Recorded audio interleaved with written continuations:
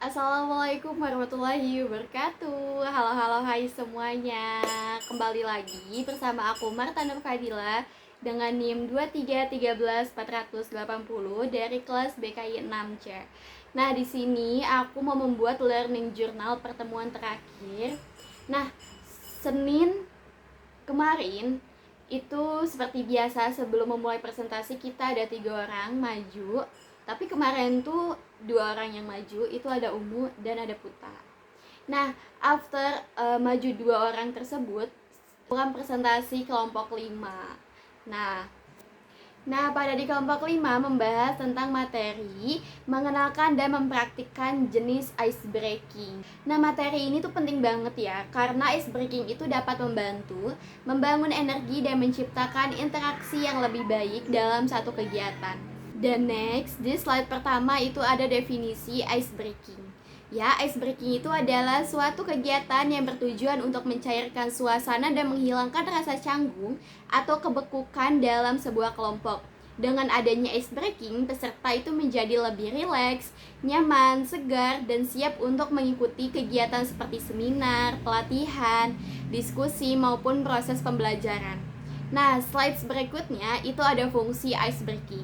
Fungsi ice breaking itu memiliki beberapa fungsi penting, diantaranya yang pertama, mencairkan suasana di pertemuan awal. Kedua, membangun keakraban antar peserta.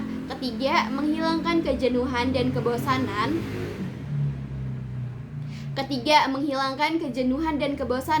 Keempat, menjadi pengantar sebelum memasuki materi. Kelima, menjadi bagian dan proses pembelajaran. Keenam, menjadi penutup atau evaluasi materi. Ketujuh, menjadi sarana kompetensi yang menyenangkan.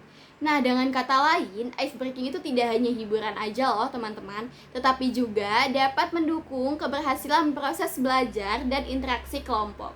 Next, slide selanjutnya itu ada di jenis-jenis ice breaking. Ada beberapa jenis ice breaking yang dapat digunakan sesuai dengan tujuan dan kondisi peserta. Nah, yang pertama itu ada yell-yell. Yell-yell itu untuk seru-seruan atau slogan yang dilakukan bersama dengan penuh semangat.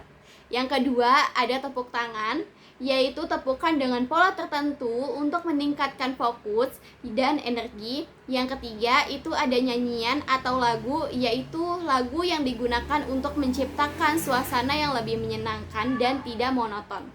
Nah, slide berikutnya ada di jenis ice breaking. Slide itu terdapat juga loh teman-teman beberapa jenis ice breaking, yaitu yang pertama ada di gerak dan lagu, yaitu menggabungkan gerakan sederhana dengan musik atau lagu. Yang kedua ada permainan atau games yang bertujuan untuk membangun kerjasama dan keakraban peserta. Yang ketiga ada tebak-tebakan yang dapat mengurangi kebosanan sekaligus melatih konsentrasi. Yang kelima itu ada keempat sulap sederhana yang dapat menarik perhatian peserta dan menumbuhkan rasa penasaran mereka. Next, di slide selanjutnya itu ada teknik penerapan ice breaking dalam pembelajaran. Nah, dalam pembelajaran, ice breaking itu dapat diterapkan dalam beberapa waktu. Yang pertama, misal di awal pembelajaran, itu untuk membangun kesiapan mental dan motivasi untuk belajar. Yang kedua, itu ada inti pembelajaran. Nah, terutama ketika siswa sudah mulai merasa lelah, bosan ya, itu sehingga kita perlu melakukan penyegaran kembali agar lebih fresh. Yang ketiga, itu ada akhir pembelajaran untuk memperkuat pertahanan dan menutup kegiatan dengan suasana yang positif.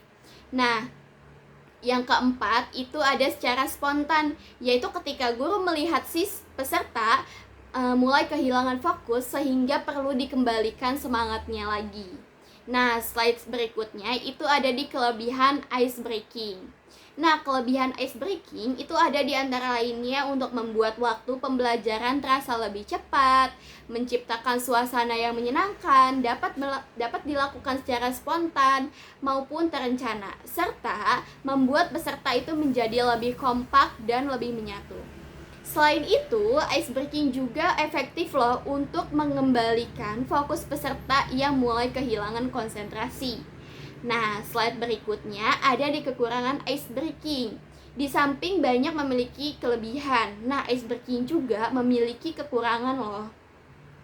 Nah, yang pertama itu penerapannya harus disesuaikan dengan kondisi di situasi masing-masing tempat. Terkadang, peserta itu terlalu menikmati permainan atau aktivitas ice breaking, menjadi lebih sulit dikondisikan kembali untuk mengikuti materi utama.